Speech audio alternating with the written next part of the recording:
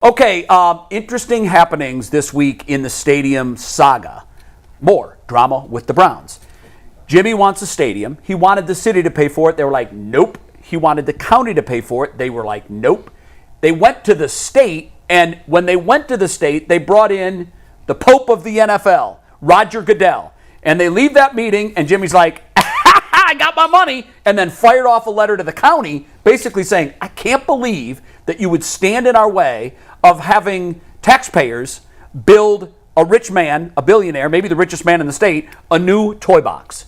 What do you make of all of this that happened? And should the county just stand up and admit defeat and just say, it is what it is? Well, it's happening. Like, I was at the owners' meetings last month, March or whenever it was, and I told you, I asked Jimmy, if you don't get county cooperation, then what? And he said, we'll have ways to build it. He said, it's much better if everybody's on board and there's a partnership and there's cohesion, but we can get this done without their help. And I knew right then, as long as he gets the state money, as long as he gets the $600 million from the state, this is happening. So the letter that the Browns sent to the county yesterday, I joked with Mike, I said it was basically like Serrano in Major League, when he can't hit a curveball, and at the end, he looks at his bat and he says, I've defended you. I've tried to work with you. I say, bleep you, Joe Boo. I do it myself. And that's exactly what Jimmy is doing. He said, I tried with you guys. But he's not doing it himself. Well, he's got $600 million from the state, and the rest he's doing himself. Man, yeah, but that's a big $600 million. It is, but it's also... The question is, would have it happened without the state's $600 million? I believe yes. He would have written the check no matter what. Jimmy gets what Jimmy wants, whether it's Deshaun Watson,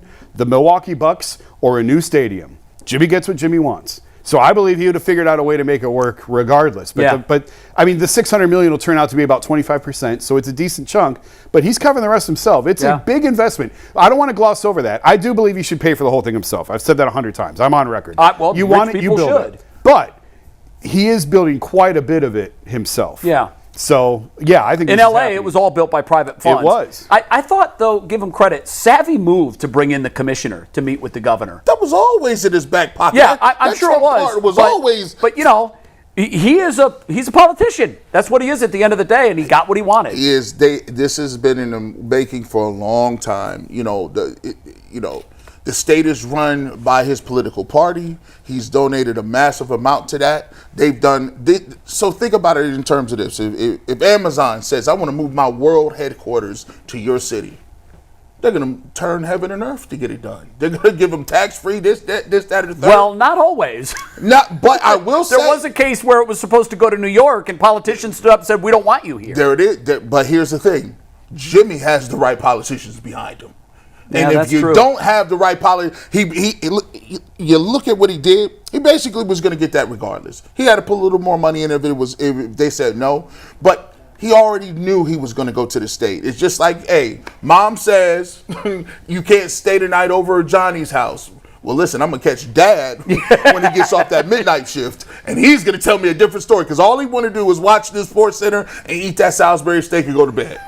So, yeah, Dad. Whatever you want to do. Salisbury steak. So it's all about asking the right parent. Right. And Jimmy asked Mom, and Mom said absolutely not, and then snuck around Mom's back and went to Dad and said, yo, Pops, you got me on this one? And Pop's like, yeah, whatever you need, whatever you want, man. Here's just $20. It's a great analogy. Here's $20, man. And I guess the right parent in this particular scenario is the state. Yes, it is. $600 million to a billionaire who bought stake in one of our other sports teams' competitors. Now, Jay, you always know you're a smart businessman. You always use other people's money now. It's just disgusting. It is. I'm sorry. That's the capitalistic place that we live in. This is the way the NFL. Capitalism would be using your own money to do it. Yeah, the NFL. He's taking handouts. Is the biggest conglomerate in the game. It's powerful, and if they pull up and they show up at Capitol Hill, you're gonna socialism is a great drug in the NFL. Yeah, is it Mike Brown that owns the Bengals still? Yeah. He just got whiplash. You know why? He heard what happened and he goes, oh, I'm going to my move now is to go to the governor and say, where's my $600 million? Which is why I've been on board all along. I believe Mike DeWine had it right originally. Tax the gambling, and it covers all of this. Yeah, you're right about that. You're right.